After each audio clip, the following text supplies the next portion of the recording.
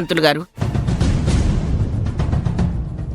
మిమ్మల్ని ఇలా అడగకూడదు, కానీ మీరేమైనా చెప్పదలుచుకున్నారా? మంగమ్మ గారు, ఎన్నో సంవత్సరాలుగా ఈ గుళ్ళో దేవుడికి సేవలు చేసుకుంటున్నాను. ఆ దేవుడు సాక్షిగా చెప్తున్నాను, నాకే పాపం తెలియదు. నేను స్వామివారి నగలు తీయలేదు. లేదండి, గుళ్ళో నుండి అందరూ వెళ్ళిపోయాక పంతులు గారు ఒక్కరే బిక్కుబిక్కున హడావిడిగా వెళ్ళడం నేను చూశానండి.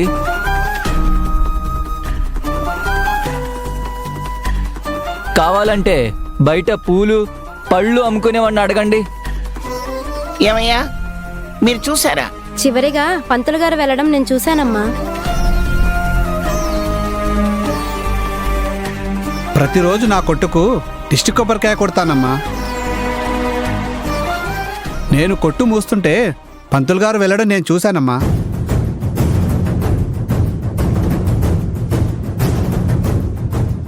దేవుని నగలుండే గది తాళాలు పంతులు గారి దగ్గరే ఉంటాయండి. ఆయన కాక ఇంకెవరు తీస్తారమ్మా?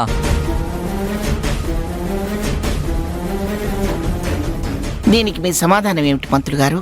పాల ముంచినా నీట ముంచినా ఆ భగవంతుడిదే భారం అమ్మా. నేను ఏ తప్పు చేయలేదు. అది నిరూపించుకునే సాక్ష్యం కూడా నా దగ్గర లేదు. నేను ఆలస్యంగా వెళ్ళిన మాట వాస్తవమే, కానీ అది ఎందుకంటే స్వామివారి అభిషేక సేవకు అన్నీ సిద్ధం చేసుకుని వెళ్ళేసరికి ఆలస్యమైంది. అంతే తప్ప ఆ నగలు నేను తస్కరించలేదమ్మా.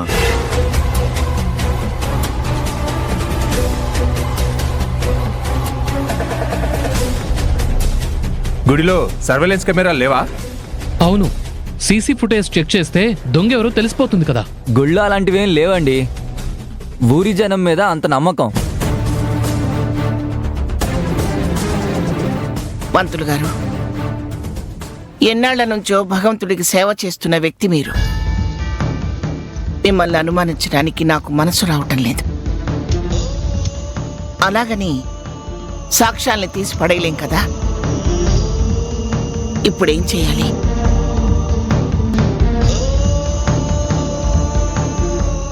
అమ్మా, పోలీస్ కంప్లైంట్ ఇద్దావా? వద్దు వాసు. ఎన్నో తరాలుగా న్యాయం చెప్తున్న స్థానం ఇది. ఇప్పుడు పోలీసులు కేసులు అంటే ఈ ఊరి పరువైపోతుంది.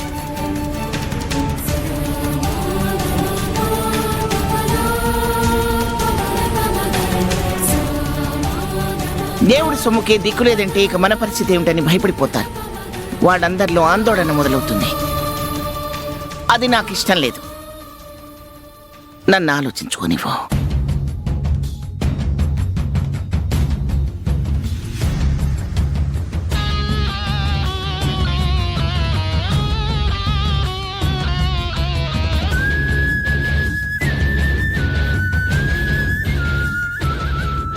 నానమ్మా, ఈ దొంగతనం ఎవరు చేశారో నేను ప్రూవ్ చేస్తాను. ఏమిటి మనవడా? 2 మట్టి కుండలు తెప్పించినానమ్మా, చెప్తాను. ప్రశాంత్, అమ్మా, మట్టి కుండలట తీసుకురారా.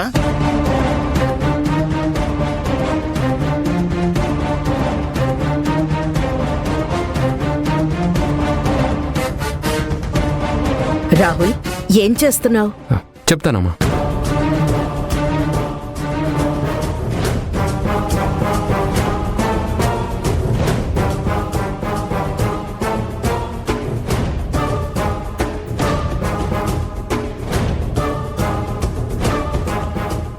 చూడండి, మీరిద్దరూ చెరొక కుండ తీసుకొని తల మీద పెట్టుకోండి.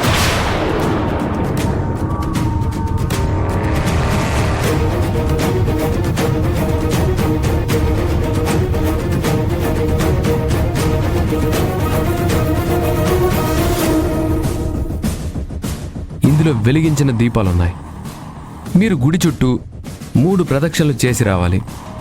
అలా చేసి వచ్చాక ఎవరి దీపం అయితే వెలుగుతూ ఉంటుందో వాళ్ళు ఏ తప్పు చేయనట్లు,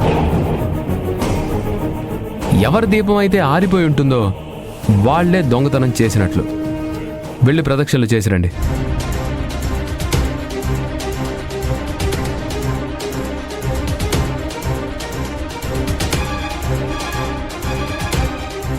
రే ప్రశాంత్, అమ్మా వాళ్ళిద్దరు లోపలికి వెళ్తున్నారో లేదో వెళ్ళి చూడు. అలాగేనమ్మా.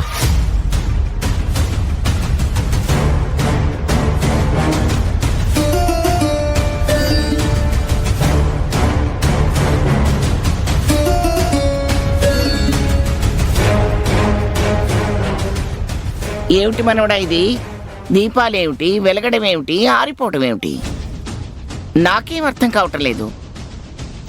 నిజంగానే నువ్వన్నట్లు జరుగుతుందా బావా? ఏంట్రా రాహుల్, నాకు తెలియకుండా నీకు మహిమలు ఉన్నాయా? మహిమలు లేవు, మ్యాజిక్లు లేవు. ఇదంతా చిన్న ట్రిక్ అంతే. నేను ఆ కుండలో జస్ట్ ఒత్తివేసి నూనె పోశానంతే, వెలిగించలేదు. ఇప్పుడు ఎవరైతే దొంగతనం చేశారో అతను ఖచ్చితంగా దీపం మారిందేమో అనే అనుమానంతో కుండ చూసుకొని ఆరిపోయిందనుకొని భయపడి వెలిగించి తీసుకొస్తాడు.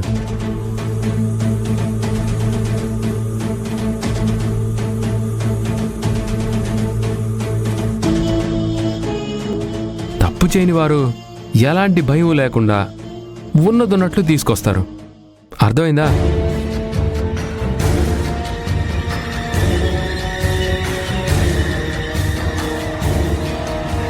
ఓం నమో నారాయణ. ఓం నమో నారాయణ. దీపం ఉందో లేదో చూసుకోవాలి, లేదంటే అడ్డంగా దొరికిపోతాను.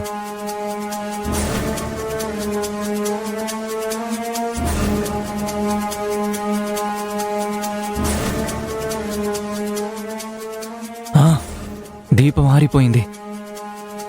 అమ్మో, దీపం ఆరిపోయింది. ఇప్పుడెలా? నేను చచ్చినా దొరకకూడదు.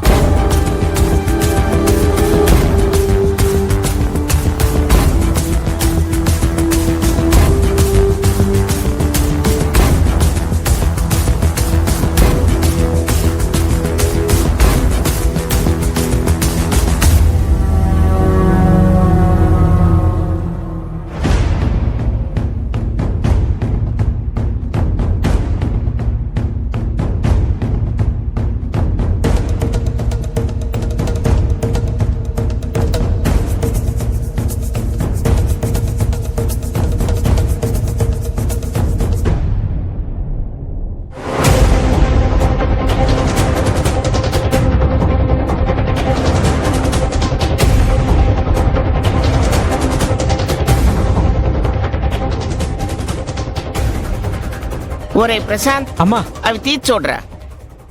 దొంగ ఎవరో తేలిపోతుంది ఇప్పుడు.